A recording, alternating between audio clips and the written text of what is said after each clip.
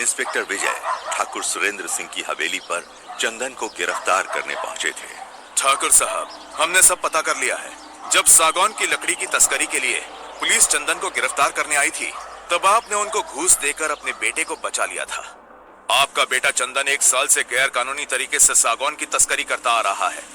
ये रहा गिरफ्तारी का वारंट। इंस्पेक्टर, इसको अंदर करके आपको क्या मिलेगा? आप इसको जाने दीजिए और इस मामले को यहीं रफा दफा कीजिए। नहीं ठाकुर साहब, ये बात ऊपर तक जा चुकी है। हम इस पे ऐसे पर्दा नहीं डाल सकते। ये मुमकिन नहीं हो पाएगा। आप भी कैसी बात कर रहे हैं?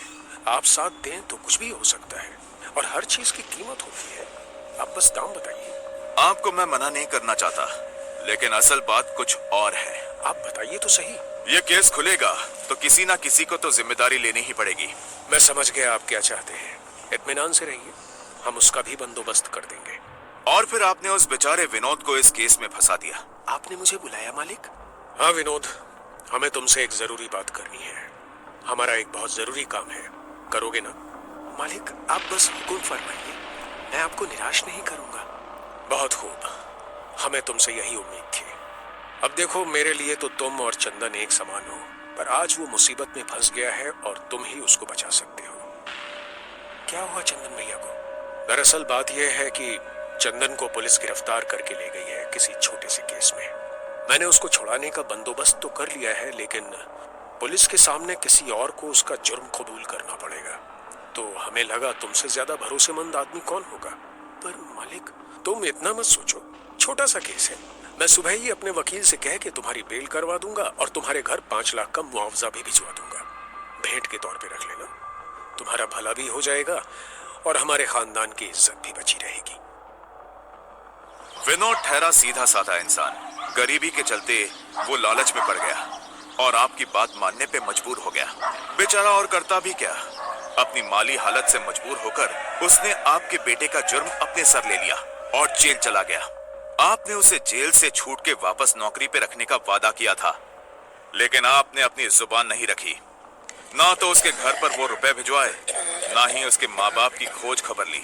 3 साल तक वो गांव वालों की जिल्लत और गरीबी की मार खाते रहे। जब विनोद 3 साल बाद जेल से छूटा और उसे ये सब पता चला, वो सीधा आपकी हवेली पे आ धमका। मालिक, विनोद तुम? मालिक, बाबूजी की तबीयत बहुत खराब है, उनका तुरंत इलाज करवाना पड़ेगा, हमारा पैसा दे दीजिए।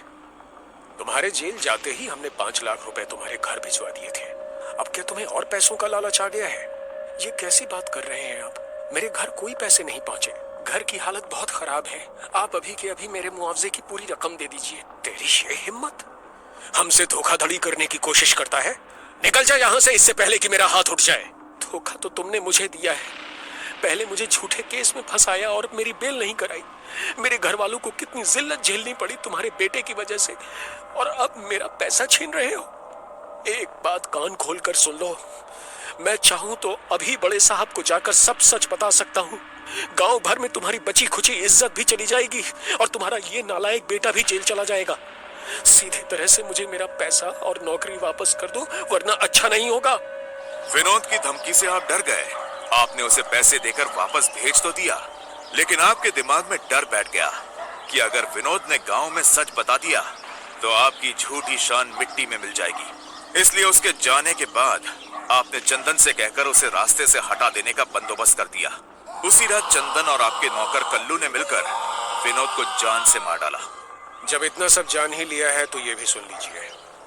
ये सच है कि मैंने विनोद पे जुर्म कबूलने को मजबूर किया था, जिससे कि मेरी खानदानी इज्जत बनी रहे। अब क्या करें, जब औलाद ही ऐसी निकले तो आदमी और क्या कर सकता है। अपनी खानदानी इज्जत को अपने बेटे की छोटी सी नादानी से कैसे बर्बाद होते देख सकता था। मैं मानता हूं मैंने चंदन को बचाने के लिए विनोद को इस केस में फंसाया, पर मैं अपनी जुबान का पक्का हूं। अपने वादे के मुताबिक मैंने उसके घर 5 लाख रुपए भिजवा दिए थे, इसलिए आप ये नहीं कह सकते कि मैंने अपना वादा पूरा नहीं किया। विनोद के मन में पैसे का लालच आ गया था। जिस दिन वो जेल से छूट के आया, मैंने उसे दोबारा 5 लाख रुपए दिए। मैं इतना नीचे नहीं गिर सकता कि उसका खून करवा दूं। आपका ये इल्जाम सरासर गलत है। विनोद वो पैसे लेकर गायब हो गया। ठाकुर साहब, विनोद मर चुका है। ये रही फॉरेंसिक डीएनए रिपोर्ट, जो हमने उसके पिता और उसके कंकाल के डीएनए से मैच की है। वो कंकाल किसी और का नहीं बल्कि विनोद का ही है। आपके ड्राइवर कल्लू और कीरत की बीवी जमुना के स्टेटमेंट भी हमारे पास हैं, जिसमें उन्होंने विनोद की हत्या के लिए आपके बेटे के खिलाफ बयान दिए हैं। कल्लू ने अपना जुर्म कबूल कर लिया है। ठाकुर साहब ये सब सुन के हताश होकर बैठ जाते हैं। साठे, कुछ लोगों की टीम को तुरंत शहर भेजो और चंदन को गिरफ्तार कर सीधे थाने लाओ। जी साहब। ठाकुर साहब, अब तक आप चंदन को कई बार बचा चुके हैं, लेकिन अब अगर आपने कुछ ऐसा किया तो मुझे आपको भी गिरफ्तार करना पड़ेगा। अगर चंदन यहां आए तो बेहतर यही होगा कि आप उसे पुलिस के हवाले कर दीजिए। उधर इंस्पेक्टर विजय के केबिन में। सर, उस कंकाल की गुत्थी तो सुलझ गई, अब बस ज्योति का पता लगाना है। कुछ सवाल अभी भी अनसुलझे हैं। विनोद के फोरेंसिक रिपोर्ट में 2 तरह की मिट्टी क्यों पाई गई? कल्लू और जमुना के बयान से तो विनोद को 2 साल पहले ही इमली के पेड़ के नीचे दफना दिया गया था। फिर ज्योति ने उस रात विनोद का खून होते हुए कैसे देखा? आखिर एक ही घटना एक ही जगह पे 2 अलग अलग समय पे कैसे घट सकती है? अब हरिलाल के घर पे काफी रात हो चुकी थी। हरिलाल सोने की कोशिश कर रहा था, तभी उसे बाहर से छन छन की आवाज सुनाई देती है, जैसे कोई औरत उसे पुकार रही हो। वो उठकर खिड़की से बाहर देखता है तो उसकी आवाज हलक में अटक कर रह जाती है। बाहर आंगन में कोई साया घूमता हुआ नजर आता है। ये तो वही औरत जिनकी है। लेकिन इस बार वो पहले जैसी नहीं लग रही थी। हरिलाल की सांस जैसे उखड़ जाती है। सर्द मौसम में भी पूरा बदन पसीने से तरबतर हो जाता है। ज्योति बाहें फैलाए उसके आंगन में खड़ी होती है। वो हरिलाल को इशारे से अपने पास बुलाती है। हरिलाल को जैसे कोई सम्मोहन हो गया हो।